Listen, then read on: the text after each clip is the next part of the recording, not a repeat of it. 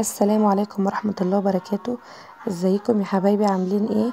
النهاردة هنعمل مع بعض كشري في 10 دقايق بالظبط. ممكن تقومي تعمليه حالا واحسن من بتاع المحلات 100 مرة. تابعوا معايا الفيديو للاخر. لو اول مرة تشوفيني ما تنسيش تعملي لايك وكومنت وتشتركي في القناة لو الفيديو عجبك. بجد الكشري تحفة تحفة تحفة تحفة بجد. هو زي ما انتوا شايفينه كده، الرز كل حاجة لوحدها، هو معمول في حلة واحدة، كشري الحلة الواحدة فعلا. هنا هنبدأ مع بعض. هنا حطيت الزيت والثوم. هنا بعمل الصلصة. بدأت اول حاجة ان انا اعمل الصلصة زي ما انتوا شايفين كده. الحلة حطيت فيها الزيت والثوم، اقلب اقلب كده لحد ما الثوم يصفر شوية. بعد كده هنزل عليه بعصير الطماطم زي ما انتوا شايفين كده. الصلصة هي بتتعمل بالثوم بس، زيت وثوم بس. ما تحاوليش تحطي بصل عشان كده الصلصة بتاعته مش هتبقى صلصة كشري يعني. ودي التوابل: مكعب ماجي وتوم وكزبرة، كزبرة ناشفة وملح وسنة شطة بسيطة لو انت يعني مش بتحبي الحاجة سبايسي بس. وقلبي قلبي قلبي كده. بجد والله كان طالع وهم. جربيه بجد مش هتندمي. الكشري كله مش بيستهلك مواعين كتير يعني، كله في حلة واحدة. وده البصل كنت مقطعاه جوانح وسبته شوية. حطيت عليه ملح اللهم صل على النبي. حطيت عليه ملح ونشا ودقيق وسبته شوية. وهنا لما الزيت سخن نزلت عليه زي ما هو بالدقيق والنشا والملح زي ما هو. ما تغسليهوش، حطيه زي ما هو كده بيطلع مقرمش قوي. وهنا الصلصة نقلتها على العين التانية. ودي مية كنت حاطة المية تغلي اللي انا هسقي بيها الكشري يعني، عشان ان هو يستوي وكده لازم تكون المية تكون سخنة قوي عشان تسوي المكرونة والرز ومفيش حاجة تعجن. هنا بقلب في التقلية بتاعه الكشري. اهم حاجة انت تعملي التقلية الاول علشان الزيت اللي هو بتاع البصل ده هو ده اللي احنا هنعمل فيه كل حاجة بعد كده يعني. هو ده اللي هيدينا الطعم زي بتاع المحلات بالظبط يعني، هيخلي طعم الكشري يكون جميل قوي يعني. ده الزيت اللي هنعمل فيه بقية الكشري كله. هنا بعد ما اتحمرت طلعتها في الطبق، والزيت اهو زي ما انتوا شايفين كده هو ده اللي انا هعمل فيه بقية الكشري في نفس الزيت زي ما هو، مش هغيره. بس هنا حطيت الشعرية. المفروض ان انا كنت اكتر الزيت شوية واخد من الزيت ده اعمل منه الصلصة، لكن انا كنت مستعجلة فعملت الصلصة الاول يعني. الفتافيت دي من البصل ما فيهاش اي حاجة يعني.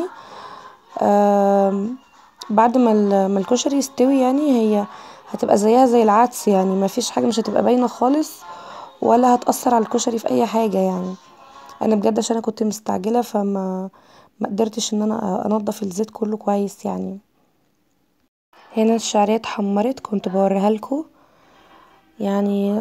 تفضلي ايدك كده تقلبي على طول على طول عشان ما تبقاش واحدة محروقة وواحدة بيضة، لا لازم يبقى كله لون واحد. هنا الرز كنت غسلاه طبعا كويس قوي، حطيته على الشعرية وقعدت اقلب كده. لازم تفضلي تقلبي لحد ما الرز والشعرية يبقى هما الاتنين يعني آم، زي مفلفل كده يعني، مفلفل. تقعدي تقلبي فيه كويس قوي. بس. وكنت نقعه العدس بجبة، كنت نقعاه بقاله بتاع نص ساعة او ساعة. كنت نقعاه مش سلقاه يعني، منقوع في مية مغلية وتكوني طافية النار يعني مش مولعة عليه النار. تنقعيه في مية مغلية وتسيبيه. هنا صفيته بحيث ان هو يعني يكون مستوي نص سوا كده. وتقلبي بقى الرز مع الشعرية مع العدس كله مع بعضه. بجد والله يا جماعة تحفة بجد والله يعني. انا الكشري ما كنت منبهرة من النتيجة بتاعته. هنا حطيت المكرونة، اي نوع مكرونة انت بتحبيها كده من غير ما تتسلق من غير اي حاجة. وهنا المية بوريها لكم كانت بدأت انها تغلي وانا كنت موطيه عليها النار.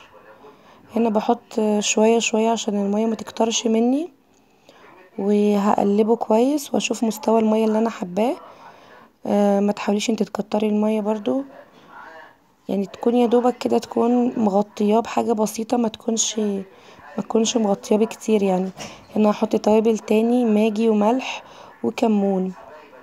ماجي وملح وكمون بس.